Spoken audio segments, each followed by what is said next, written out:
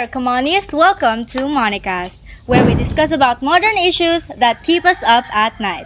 And we're your hosts, Sandra Gonzaga. James Rabonge, and Harvey Paeste. ready to dive deep into the topics that matter most. Whether it's the latest tech trends, the burning social issues, or just the weirdest things happening in the world, we're here to talk about it all. And we promise to keep it real, keep it fun, and maybe even make you laugh a little along the way. So grab your favorite beverage, cozy up, and let's get conversation started. Welcome to Monicast. So have you guys seen the latest issue that has become popular in social media right now? There are so many, James, actually. Which one? Wait, do you mean the ongoing online war between the people in Tagalog regions and the people in Mindanao? Exactly. So that's what we are talking about today. I've seen so many posts in social media related to that issue in the past few weeks. I mean, the tensions between the Bisaya and Tagalog people here in the Philippines have always been present, right? Even before in political matters and other issues in our country, somehow the ideas of these two Filipino groups always contradict. But now, the online war is all about the stereotypes of both cultures actually. Isn't it how somehow very absurd actually? I mean, both sides are Filipinos, Tagalogs, and Bisaya. Is 1,346 kilometers of water and land really that big to separate us? Okay, before we dive deeper, let's view some posts depicting this certain issue, shall we? Okay, let's go ahead.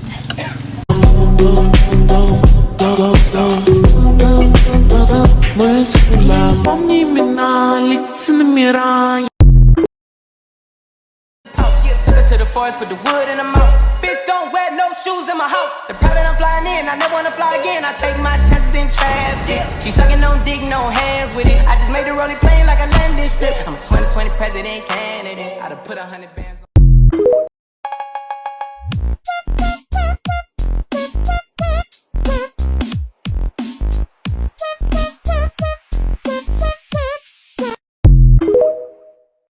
Okay, those are Very stereotypical. Yeah, it's giving discriminatory, right? So that's definitely the only appropriate way to describe all of these videos. It's also very sad if you think about it, especially the hot pub jokes. I agree, those are very offensive and are not helping in actually solving this problem. That's right. Most of these assumptions come from the point of view of those in the lower class or of those who are poor. Actually, like the pagpag jokes, the poor people in Manila or Tagalog regions only eat those, and it's very unfortunate.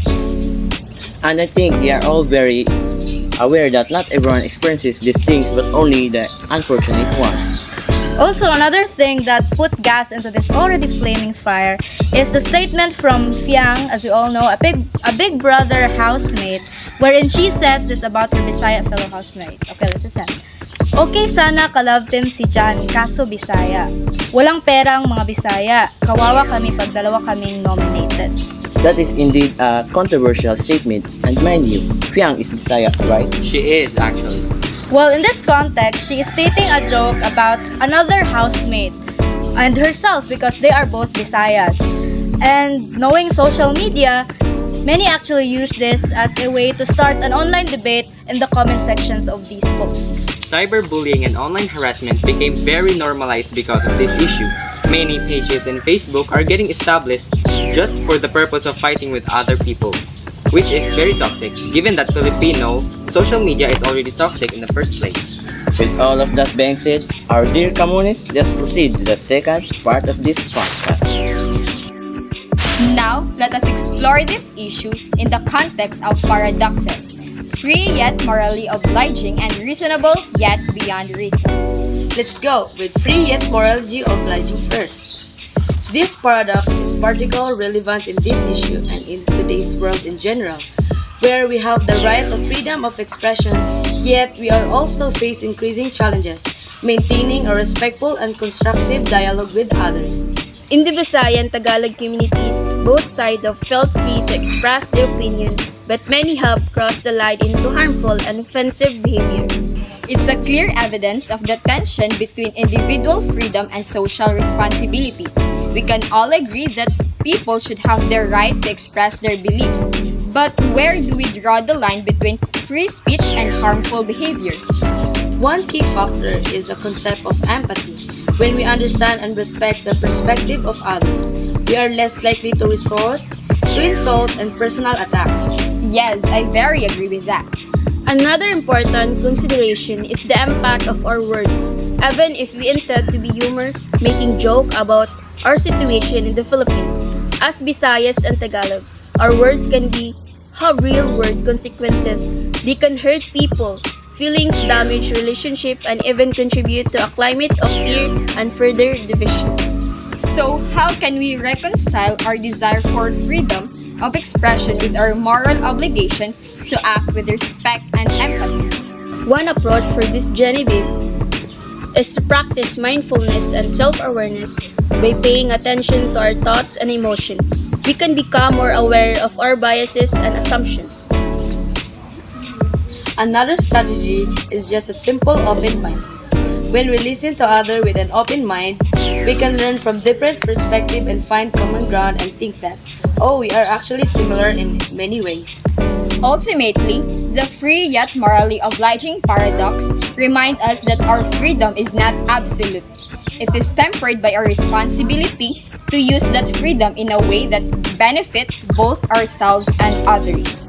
So let's strive to be mindful of our words and actions, and to engage in respectful and constructive dialogue. It's a paradox that has been explored by philosophers and theologians for centuries. Some argue that faith is a leap of faith, a decision to believe in something that cannot be proven. Meanwhile, others argue that faith is a form of reason, a way of understanding the world that goes beyond empirical evidence. Regardless of our personal beliefs, the paradox of faith is a fascinating one. It reminds us that human beings are complex creatures who are capable of both reason and institution. And that even when we think we're being rational, our biases and emotions can influence our thinking. Alright, that was a very deep conversation, wasn't it? A very deep one. Our reason in our sanity surface. Ngayon, dumako naman tayo sa kalagayan ng ating wikang pambansang Pilipinas na konektado sa paksang tinalakay natin ngayon. Hindi naman talaga natin may pagkakailan na ang rehiyong nasa timog at nasa ilaga ng ating bansa ay maraming pagkakaiba sa kultura, paraan ng pamumuhay at lalo na sa wikang kanilang pinakisnan. Oo nga. Palagi ko nakita sa social media na kadalasan ginagamit na panlahit ng mga Tagalog ang paraan ng pagsalita ng mga Bisaya. Ayon sa kanila, ito ay masyadong matigas sa tenga. Ang kadalasang sagot naman ng mga Bisaya rito ay naintindihan nila ang mga wika ng Tagalog dahil ito ay naaral sa paaralan. Ngunit, hindi maintindihan ng mga Tagalog ang sinasabi ng mga Bisaya kung kaya't ginagamit nila ito upang magsalita ng mga masamang bagay na hindi naintindihan ng kabilang panig. Ito nga ay isang malaking problema na hindi pagkakaunawaan. Hindi mo alam kung nilahit ka na pala nila sa ibang lingwahe. Naniniwala rin ako na may kaugnayan ang isang ito sa pagtatag ng ating pambansang ito. Noon pa man, dahil nga tinasi sa Tagalog ang wikang pambansa, nakikita bilang pabor sa Tagalog kaysa sa ibang mga wika, katulad ng Bisaya. Dahil dito, hindi may iwasan ng pagkirandaw na kawalan ng pagkakantay ng isang wika. Tama. At sa kabilang panig naman, maaari itong maging sanhi ng pagmamataas dahil nga ang wika ng mga Tagalog ay naintindihan ng karamihan. Nakakalungkot na pagtatag ng pambansang wika na para dapat sa kabutihan na ay naging sanhi ng demokrasyon sa tanang ito. Kayo, Christine at Elvin, paano kaya natin may iwasan ang mga isyong kagaya nito sa hinaharap sa pagitan ng iba't ibang wika sa Pilipinas? Ang pagiging kapwa at Clifford, kahit na anong paksa pa man yan hanggat sa may respeto ang mga nag-uusap sa isa't isa, walang matatapakang damdamin at walang diskriminasyong mangyayari. Sa palagay ko, Clifford, importante talaga na isulong ang edukasyon at pag-unawa sa iba't ibang wika ng ating bansa. Dahil akibat ng kaalaman ang pag-respeto kung kaya epektibo ang laban sa mga away sa social media. At hanggang na lamang tayo sa araw na ito mga kamumuni. Naway naging makabaluan para sa inyong aming usapan. Sa muli, ako nga pala si LV. Ako naman si Christine. At ako naman si Clifford. At ako si Sandra. At ako si Genevieve. At ako si Harvey. At ako si James. At ako si Justin. At ako si Daniela. At ako si Bian. At ako naman, si Jeffrey. At ito ang